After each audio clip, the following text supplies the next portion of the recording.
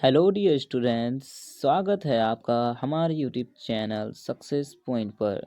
आज हम लोग बिहार बोर्ड क्लास 10 के केमिस्ट्री के कुछ इम्पोर्टेंट बोर्ड मॉडल ऑब्जेक्टिव्स को सॉल्व करने वाले हैं। चलिए वीडियो को शुरू करते हैं।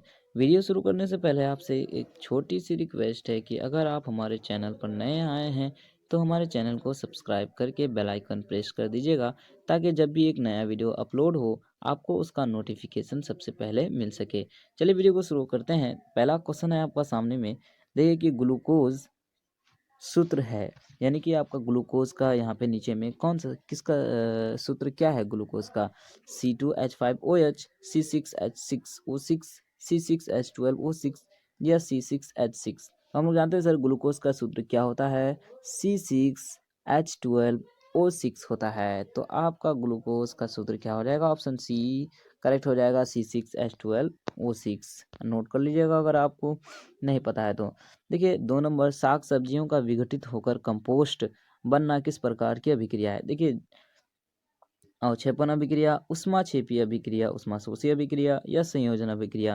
देखिए साग सब्जियों का जो विघटित होता है ना, यानी कि उसका टूट करके खाद बनना, कंपोस्ट बनना, ये किस प्रकार की अभिक्रिया है।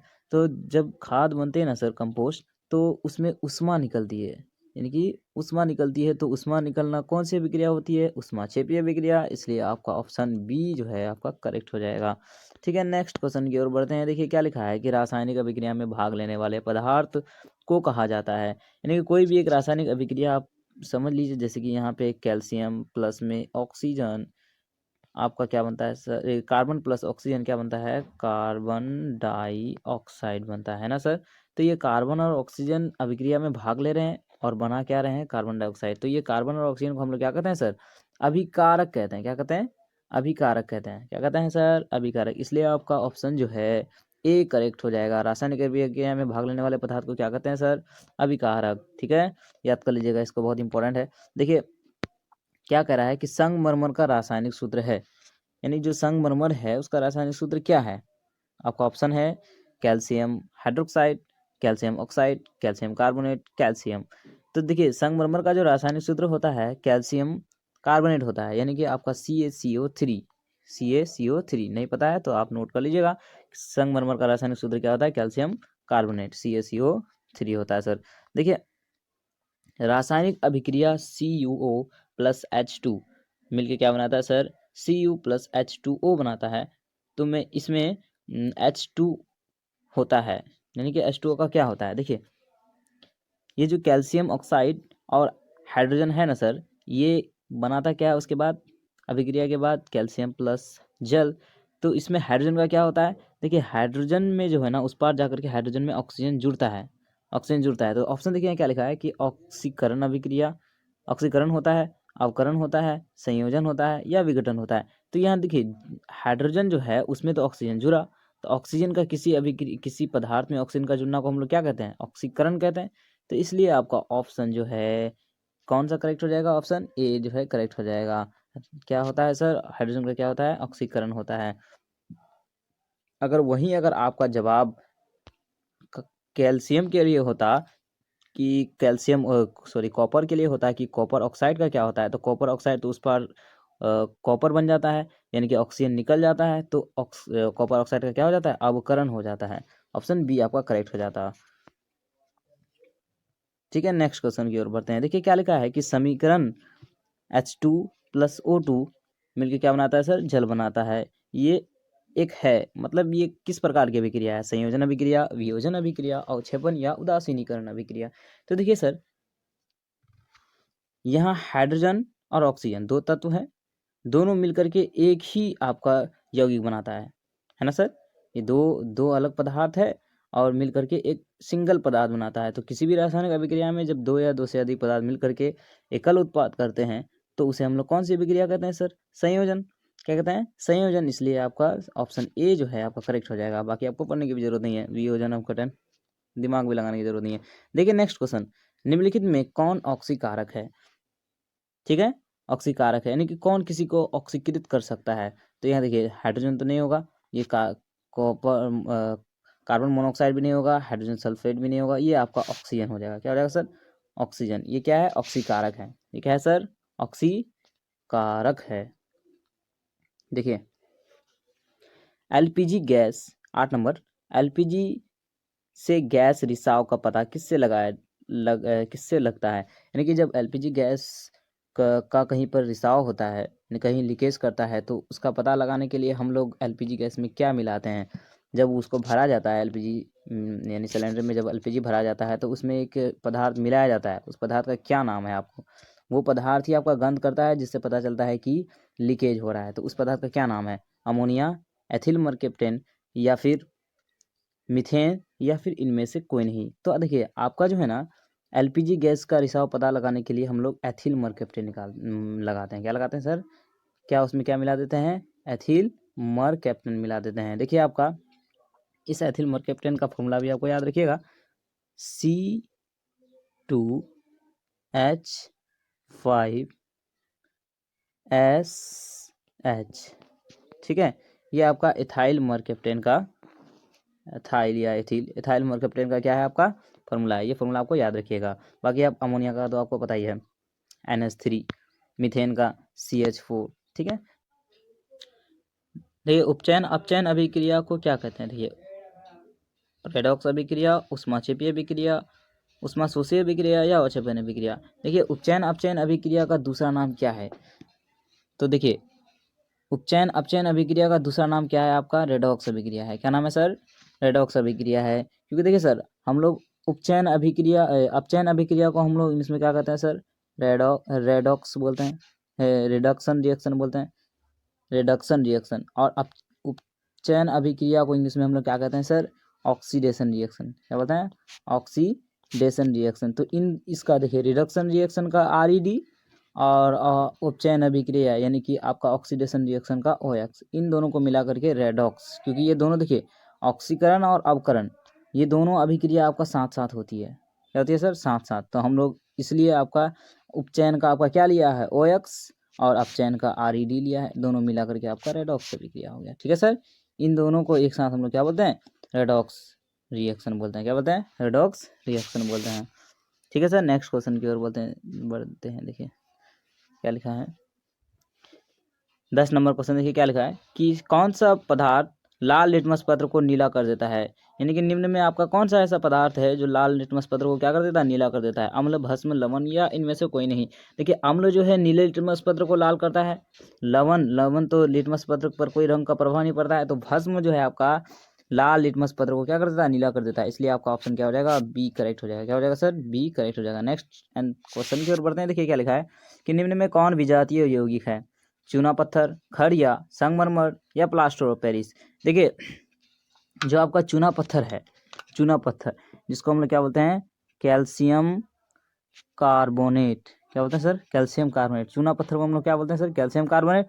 और खड़िया का भी सूत्र आपका यही है, कैल्शियम कार्बोनेट। संगमरमर का भी आपका यही सूत्र है, कैल्शियम कार्बोनेट। और प्लास्टर ऑफ पेरिस का सूत्र तो आप लोग जानते ही हैं, CaSO4 इंटू में हाफ H2O जानते हैं ना सर? CaSO4 इंटू हमें हाफ H2O। देखिए तो यहाँ पे ये तीनों तो आपका सजातीय यौगिक है, सजातीय यौगिक है। और ये जो है आपका विजातीय अलग हो गया। क्या पूछ रहा है कि कौन विजातीय यौगिक है, यानी कि इनमें कौन आपका अलग यौगिक है? तो चूना पत्थर तो और खड़िया और संगमरमर ये तीनों का रासायनिक सूत्र तो आपका यही की है।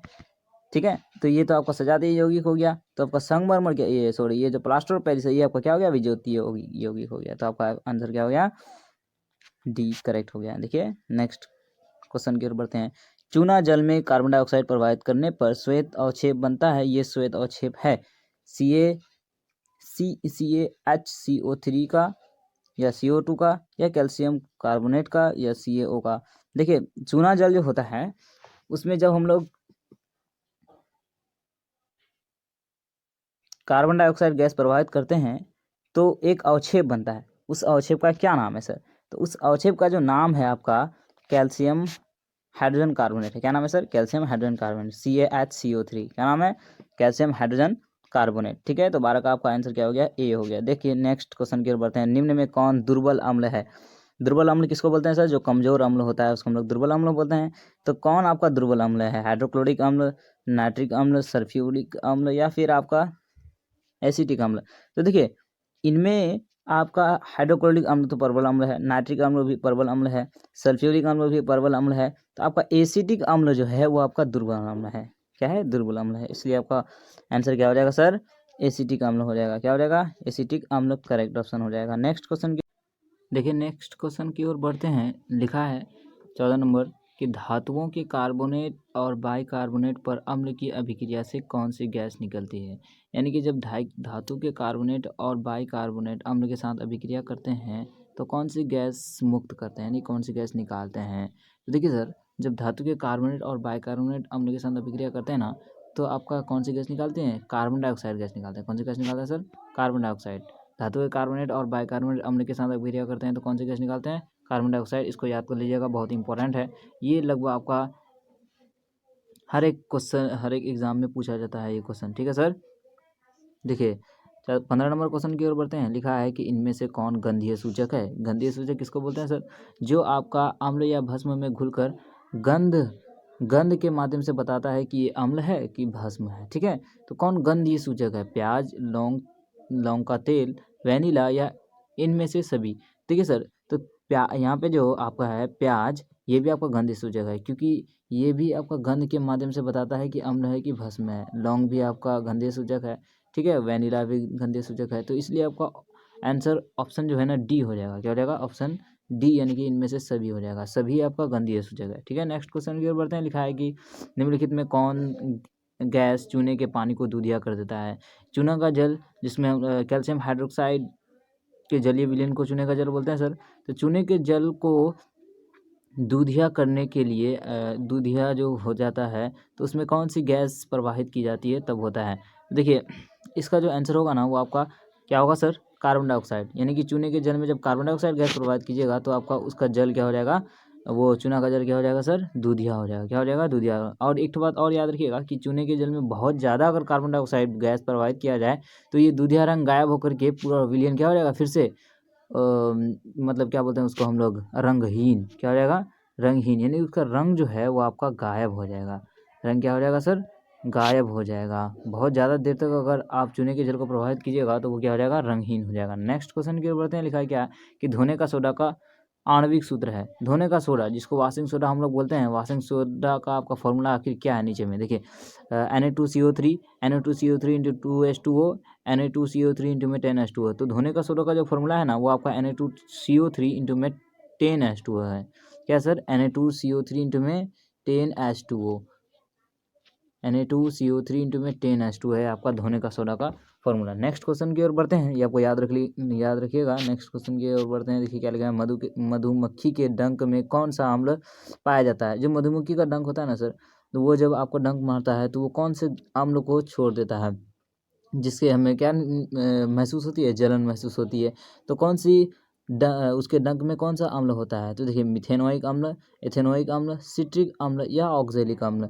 जो मधुमक्खी का डंक होता है ना सर, उसमें आपका मिथेनोइक अम्ल होता है। कौन सा अम्ल? मिथेनोइक अम्ल। ठीक है सर, इसको याद रखिएगा। मधुमक्खी के डंक में कौन सा अम्ल होता है? मिथेनोइक अम्ल होता है। ठीक है सर, मिथेनोइक अम्ल, जिसको हम लोग कभी कभी मिथेनोइक की जगह आपका क्या लिखा हुआ रहता है? फॉर्मिक अम्ल। क्या लिखा होता है सर? फॉर्मिक अम्ल। मिथेनोइक अम्ल और फॉर्मिक अम्ल दोनों एक ही का नाम है सर। दोनों आपका एक ही अम्ल का नाम है। ये उसका क्या बोलते हैं? साधारण नाम है फॉर्मिक अम्ल। ठीक है, इसको याद रखिएगा। चींटी के डंक में भी आपका वही फॉर्मिक अम्ल होता है, मिथेनोइक अम्ल। नेक्स्ट क्वेश्चन की ओर बढ़ते हैं। लिखा है अम्ल जल में घुलकर उत्पन्न करते हैं। अम्ल जो है जल में घुलकर कौन सा यहाँ निम्न में आपका क्या उत्पन्न करते हैं? H+ आयन, OH- आयन, दोनों प्रकार का आयन, या Na+ आयन। देखिए सर, अम्ल जो है जल में घुलकर H+ आयन मुक्त करते हैं। कौन सा आयन मुक्त करते हैं सर? H+ ion. ये आपको याद रखिएगा, बहुत इंपॉर्टेंट है। अम्ल जल में घुलकर कौन सा आयन देते हैं? H+ ion. और भस्म जल में घुलकर कौन सा आयन देते हैं? OH- ion. तो अगर भस्म पूछेगा तो OH- देना है, और अम्ल पूछेगा तो H+ आयन देना है। देखिए नेक्स्ट क्वेश्चन की ओर बढ़ते हैं। हमारा शरीर का जो पीएच है वो आपका किस पर कार्य करता है? हमारे शरीर का जो पीएच होता है ना सर, वो आपका पीएच जो है आपका किस पर सही से कार्य करता है। यानी कि हमारे शरीर को अगर सुचारू रूप से कार्य करना है तो हमारे शरीर का पीएच मान आखिर कितना होना चाहिए? 4 से 4.8, 5 से 5.8, 6 से 6.8 या 7 से 7.8। तो देखिए सर, इसका जो आंसर होगा ना, राइट आंसर वो आपका 7 से 7.8 होगा। क्या होगा? 7 से 7.8 8। हमारे शरीर का पीएच मान अगर सही से हमारे शरीर को अगर सही से कार्य करना है तो उसका पीएच मान कितना होना चाहिए? 7 से 7.8 होना चाहिए। क्या होना चाहिए सर? 7 से 7.8। ये इंपॉर्टेंट है बहुत ज़्यादा, ये एनसीईआरटी का क्वेश्चन है। देखिए ये जो ऊपर हमने जितने भी क्वेश्चन सॉल्व किए ना, ये सब आपका एनसीईआरटी का क्वेश्चन है। 20 में से आपका सब जो है आपका बोर्ड मॉडल क्वेश्चन। नेक्स्ट देखिए, नेक्स्ट नहीं है और देखिए सर, ये आज हम लोग 20 क्वेश्चन सॉल्व कर चुके हैं। आपको वीडियो कैसा लगा हमें कमेंट करके बताइए। अगर वीडियो अच्छा लगा हो तो एक लाइक करके चैनल को सब्सक्राइब कर लीजिएगा और शेयर कीजिएगा अपने दोस्तों के साथ, ताकि उनका भी भला हो जाए। ठीक है, मिलते हैं एक नए वीडियो के साथ, तब तक के लिए अलविदा।